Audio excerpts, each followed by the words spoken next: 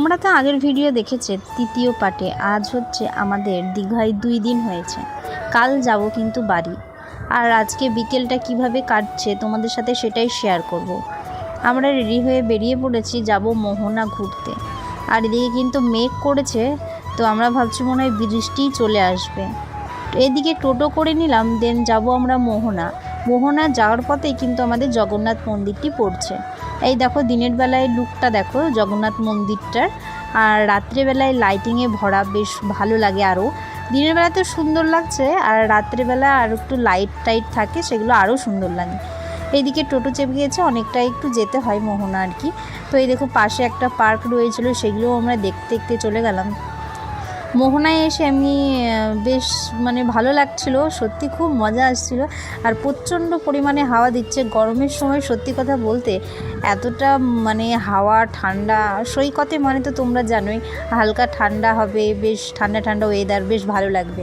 আর এদিকে ঢেউ দেখো, যত বেলা গড়ছে তত কিন্তু জলের স্রোত আরও কাছিয়ে চলে আসছে, সন্ধে হয়ে যাচ্ছে, তাও কিন্তু জলের স্রোত কমছে না।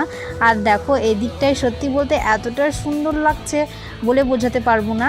আর যেখানে আমরা ভিডিও তো দেখি যে মাঝখান দিয়ে মোহনার জল আছে, দুই পাশে জল আর মাঝখান দিয়ে রাস্তার মতো, এটা কিন্তু মোহনাতেই। তো সেখানে আমরা এই যেখানে ভিডিওটা করছি তোমরা দেখতে পাচ্ছ তার পাশেই।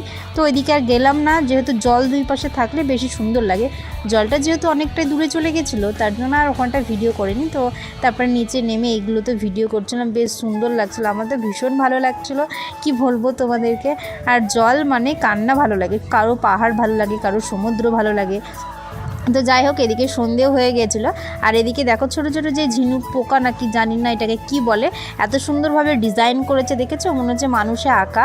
এই দেখো এখানটায় করেছে, পরপর করতেই আছে, আর সেগুলোই তোমাদের সাথে তুলে ধরলাম। দেন তারপরে ওখান থেকে একটা শঙ্খ নেবো ভাবছি। তো অনেক কটা দোকানে আর কি দেখছিলাম, চলো তোমাদের দাদাভাই বাজাচ্ছে, একটু দেখে নিই। এত দোকানে ঘুরলাম, আমি কিন্তু শঙ্খ কিছুতেই বাজাতে পারছিলাম না। দেন এই দোকানে এসে যে শঙ্খটা আমার হাতে দেখছো, এটাই কিন্তু আমি বাজাতে পারছি। ওখান থেকে 2টো শঙ্খ নিয়েছি। সত্যি কি জানো, শঙ্খ বাজাই না তো, আমি যখন বাপের বাড়িতে থাকলাম তখন ঠাকুমার একটা বড় শঙ্খ আছে, ওই শঙ্খটা বেশ বাজত। সবাই কিন্তু সব শঙ্খতে পারে না আর কি, এটা হচ্ছে পঞ্চমুখী শঙ্খ। আর তোমাদের দাদাভাই এমনিতেও মাঝে সাঝে বাড়িতে সন্ধ্যা দেয়, তো ও ভালোই বাজাতে পারে, দেখলে তো তোমরা ওরা বাজালো।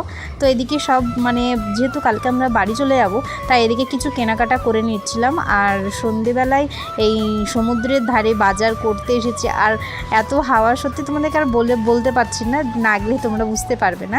আর এদিকে কত বাজার, আর ওখানটায় সত্যি কি জানো, ওখানটা প্রচণ্ড পরিমাণে দাম। যেখানে তোমরা এদিকে পাবে বাড়ির দিকে যে 10 টাকা, ওখানে 20 টাকা, 10 টাকার কোনো কারবারই নেই।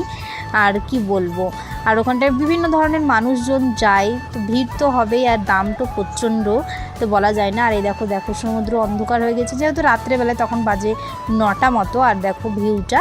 তো ভিডিওটা এই পর্যন্তই, তোমাদের কেমন লাগলো অবশ্যই তোমরা কমেন্ট করে জানাবে। তো নেক্সট পার্টে আবার তোমাদের সাথে দেখা হচ্ছে।